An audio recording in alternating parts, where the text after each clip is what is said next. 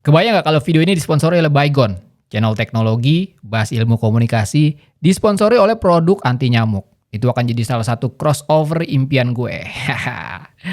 Tapi sayangnya enggak. So, ya, mari kita lanjut.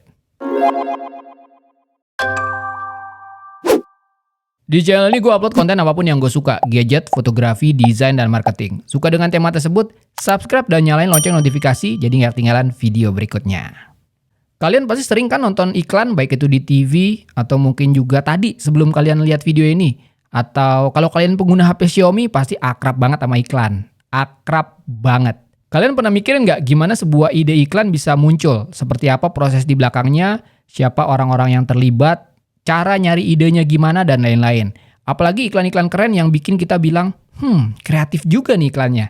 Nah, buat kalian yang tertarik dengan advertising, ilmu komunikasi, atau dunia kreatif in general, kalian nggak boleh lewatkan video kali ini. Oh iya, buat yang baru klik video ini dan datang ke channel gue ucapkan welcome, selamat datang. Di channel ini gue bikin konten gadget dan teknologi yang nggak melulu soal unboxing, impresi pertama atau review, namun gue tarik lagi ke berbagai macam aspek seperti desain, marketing, psikologi, bahkan filosofi. Mudah-mudahan bisa menjadi penyegaran di antara konten-konten teknologi yang udah ada dan keren-keren.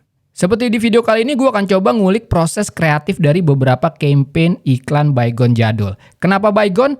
Karena Baygon jaminan mutu. Ya sebenarnya nggak ada alasan khusus sih. Kebetulan aja gue suka nontonin video iklan-iklan jadul. Lalu gue kepikiran, kayaknya menarik nih buat bikin study case membedah proses kreatif di belakang campaign iklan Baygon. So nggak usah berlama-lama lagi, mari kita mulai kuliah online creative thinking kali ini. Oke, kalau ngomongin kampanye iklan nggak lepas dari yang namanya proses kreatif. Pertanyaannya kenapa? Kenapa sebuah iklan produk harus susah payah dibungkus oleh ide kreatif? Kalau memang sebuah produk ingin berjualan, which is mungkin itu tujuan utama dari sebuah produk, kenapa nggak langsung aja straightforward, produk kami bagus dan nomor 1, beli produk kami. Gampang kan? Nah, ini dia part pertama yang harus dicatat.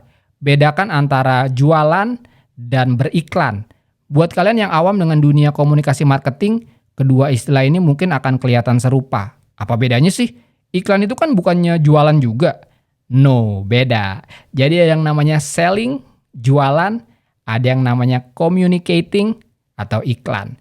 SPG Oppo yang melakukan jurus genjutsu ke kalian itu selling, jualan. Tapi billboard, signage, TV commercial, postingan influencer di IG atau YouTube tentang HP Oppo itu advertising, iklan. Kenapa jualan produk perlu iklan? Karena sebuah produk butuh mengkomunikasikan kelebihan-kelebihannya.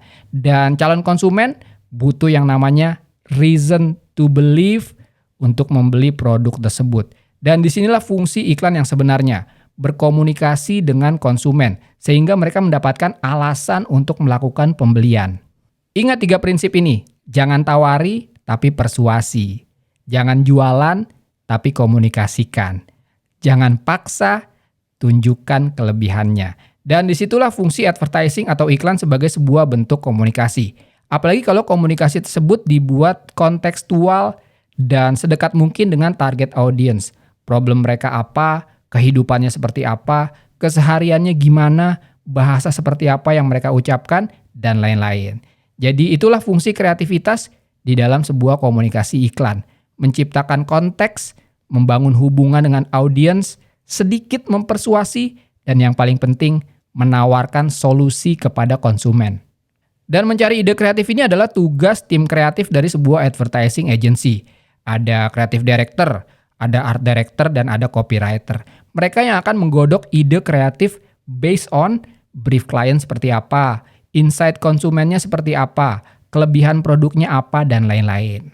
Nah, nextnya gue akan coba jabarkan beberapa iklan Baygon jadul dan kita akan coba bahas apa ide kreatif di balik campaign iklan tersebut. Dan gue akan coba urutkan berdasarkan dari yang idenya cukup straightforward, dalam hal ini hard sell, hingga yang soft sell, namun tetap bisa mengkomunikasikan benefit produknya. Yuk kita mulai.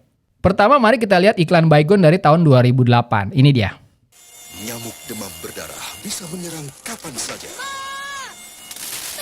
Baru, Baygon bakar pencegah demam berdarah. Gunakan 2 kali sehari, jam 10 pagi dan 6 sore. Lindungi keluarga Anda. Oke, boleh dibilang ide kreatif dari iklan ini cukup direct dan straightforward. Dan ini adalah formula paling standar dalam mencari ide, yaitu problem solution. Kita tampilkan dulu problemnya, lalu datang produknya sebagai sebuah hero untuk menjadi sebuah solusi. Kalau kita breakdown dikit, kira-kira akan seperti ini. Problemnya apa? Banyak nyamuk, di mana ditampilkan sebuah keluarga sedang bermain, tiba-tiba nyamuk berdatangan. Baygon pun muncul sebagai hero dan memberi solusi atas problem tersebut. Happy ending, semua anggota keluarga bisa bermain lagi. Itu secara konsep besar ya. Cukup simpel lah dengan formula problem solution. Dan produk berperan sebagai hero-nya. Setelah bahas idenya, gue mau bahas sedikit tentang eksekusi kreatifnya. Dan ini lebih ke detail-detail kecil, namun penting untuk membangun komunikasi secara keseluruhan. Pertama, gue suka gimana opening iklan ini menggunakan treatment point of view nyamuk yang masuk ke ruangan tempat keluarga sedang bermain. Menurut gue ini treatment yang cukup kreatif sebagai transisi untuk menampilkan problem. Kedua, seperti yang sebelumnya gue bilang, produk, dalam hal ini Baygon, harus menjadi hero dan solusi. Nah, menurut gue treatment Baygon sebagai hero cukup tergambar di produk window ini. Dari segi proporsi cukup besar, dengan cara talent yang menunjukkan Baygon ke arah kamera, Baygonnya sendiri terlihat cukup stand out dengan treatment berwarna, sedangkan yang lainnya hitam putih. Dan terakhir, Baygon sebagai solusi juga tergambar karena adanya demo produk yang cukup jelas.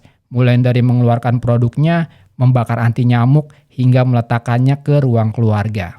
Oke, ini contoh iklan Baygon yang pertama. Again, dari segi ide, cukup straightforward dan ya standar aja. Ada problem, produk sebagai hero muncul, ada demo produk, terciptalah sebuah solusi. Apalagi misalnya yang kayak gini, iklan obat sakit kepala. Lagi aktivitas, tiba-tiba sakit kepala, muncul produk obat sakit kepala sebagai hero, ada demo produk dengan cara diminum, sakit kepala pun sembuh.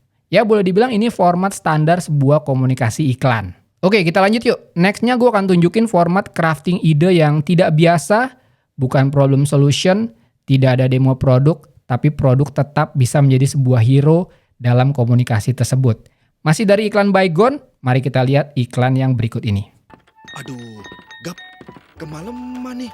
Bisa nggak dibukain pintu? Ngelayap terus, jangan pulang sekalian. Min, abang bawa kue apa nih? Bala. Pulang deh, Gap. Ntar juga adem sendiri. Lagi mana betah dia tidur sama nyamuk. Baygonnya di aye. Kini ada Baygon Super, lebih ampuh dan harum. Baygon, jaminan mutu. Nah, coba kalian lihat iklan tadi. Format komunikasinya udah beda lagi. Apakah kalian melihat sebuah problem solution di sana? Nggak ada. Apakah kalian melihat penampakan nyamuk lalu dibasmi oleh Baygon? Nggak ada juga. Iklan hanya menampilkan sebuah situasi di mana seorang suami mungkin ya habis nongkrong bareng kali ya sama teman-temannya dan ternyata pulangnya kemalaman dan berujung sang istri yang ngambek dan nyuruh suami tidur di luar. Ngelayap terus, jangan pulang sekalian. Suami pun gak khawatir dengan ngomong, Pulang deh, Gap. Ntar juga adem sendiri. Lagi mana betah dia tidur sama nyamuk. Baygonnya di aye. nah ini salah satu cara untuk crafting ide di luar format standar. Kalau di iklan pertama dengan format problem solution, idenya adalah apa yang produk bisa lakukan. Di iklan kedua yang baru aja kita lihat, formatnya ditwist dikit menjadi apa yang akan terjadi saat produknya nggak ada. Kalau di iklan pertama, Baygon mengatasi serangan nyamuk. Di iklan kedua, tidur jadi nggak nyaman karena nggak pakai Baygon. Lihat kan bedanya? Dua-duanya menjadikan produk sebagai hero, tapi dengan cara berbeda.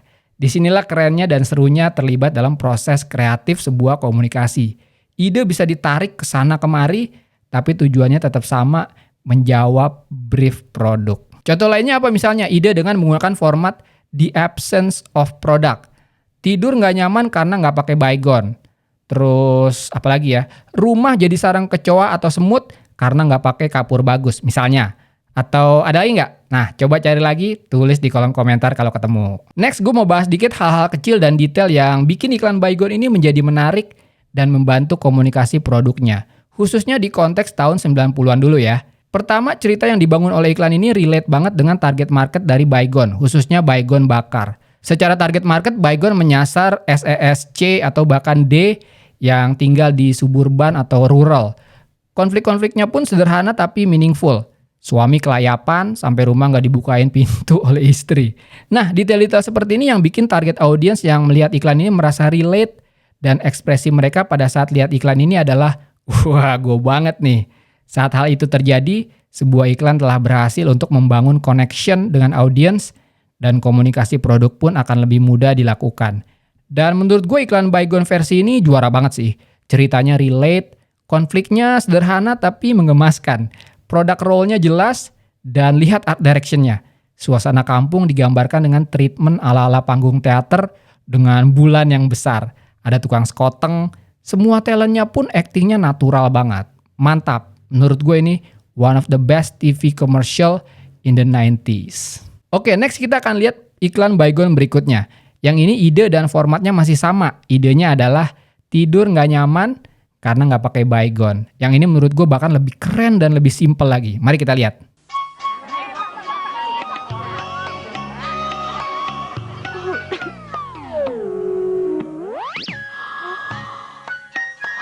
Ada yang nggak pakai Baygon semalam. Baygon, jaminan mutu.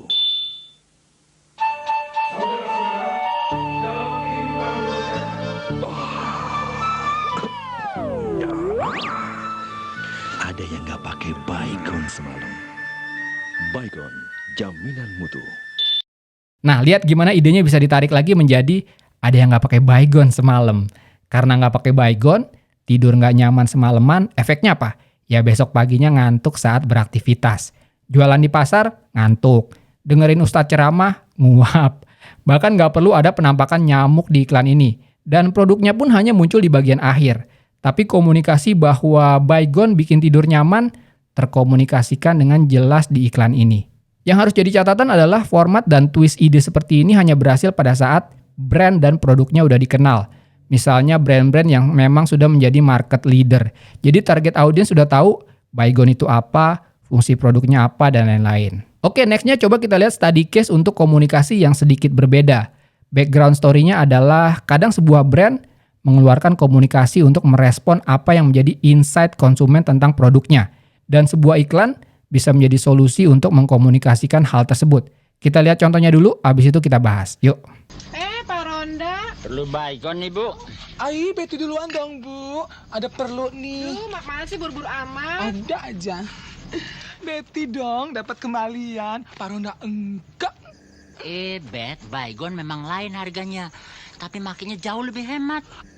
Ah, masa? Iya. Kalau Betty mesti pasang berapa biji semalaman? Mana ngamuknya genit-genit. Abis deh mana Betty pada digigitin. Makanya pakai Baygon. Cukup satu semalaman, nyamuk pada mabur semuanya. Ai, Baygon top banget ya. Kalau begitu Betty pakai Baygon aja. Baygon, jaminan mutu. Kalau kita lihat di iklan ini terlihat dua orang yang membeli dua obat anti nyamuk dengan brand yang berbeda. Betty membeli produk kompetitor, Bapak-Bapak Ronda membeli Baygon. Betty pun mendapatkan kembalian, sedangkan Pak Ronda nggak dapat kembalian. Dari sini kita bisa simpulkan bahwa kalau harga Baygon memang lebih mahal, sedangkan brand lain lebih murah. Tapi ternyata dengan harga yang murah, Betty harus pasang berapa biji dalam semalaman, sedangkan Pak Ronda cukup pasang satu aja. Iklan ini adalah untuk menjawab insight yang ada di konsumen bahwa Baygon mahal, mending yang lain lebih murah. Ingat, target market Baygon bakar adalah segmentasi C dan D yang sangat price conscious. Beda 100-200 perak itu mereka bisa pindah brand loh. Ini pada konteks tahun 90-an dulu ya. Ya mau nggak mau Baygon harus mengeluarkan komunikasi. Baygon mungkin harganya lebih mahal, tapi karena lebih ampuh, jatuhnya malah lebih hemat karena kalian cuma butuh satu untuk semalaman. Bet, Baygon memang lain harganya. Tapi makinnya jauh lebih hemat. Ah, masa? Iya. Kalau Betty mesti pasang berapa biji semalaman? Mana ngamuknya genit-genit. Abis deh mana Betty pada digigitin. Makanya pakai Baygon. Cukup satu semalaman, nyamuk pada mabur semuanya. Ini adalah salah satu fungsi komunikasi. Insight-nya apa nih terhadap produk kita yang ada di pasar? Nah, coba dijawab dengan sebuah komunikasi lagi. Again, kalau ngomongin detail, iklan ini juga juara banget sih menurut gue. Karakter pemakai Baygon disematkan ke Bapak-Bapak Ronda yang memang butuh Baygon semalaman karena dia melakukan tugas ronda. Dan karakter pemakai brand lain yang karakternya itu hitung-hitungan, itu disematkan kepada Betty, seorang transseksual yang mungkin di tahun 90-an bisa menjadi faktor yang unik dan lucu dalam sebuah iklan. Satu lagi, lihat gimana Pak Ronda tidak menggunakan kata mahal pada dialog, dan menggantikannya dengan Baygon memang lain harganya. Baygon memang lain harganya. Baygon memang lain harganya. brilliant. Nah itu dia beberapa contoh study case dari iklan Baygon jadul, di mana sebuah ide komunikasi bisa ditwist, dielaborasi, ditarik sana-sini untuk menghasilkan komunikasi yang bukan cuma kreatif, tapi menjawab problem serta menjadi solusi untuk brand dan produknya juga. Dan menurut gue proses crafting ide ini bukan cuma bermanfaat untuk ilmu komunikasi dan advertising aja, tapi bisa diterapkan ke berbagai macam aspek.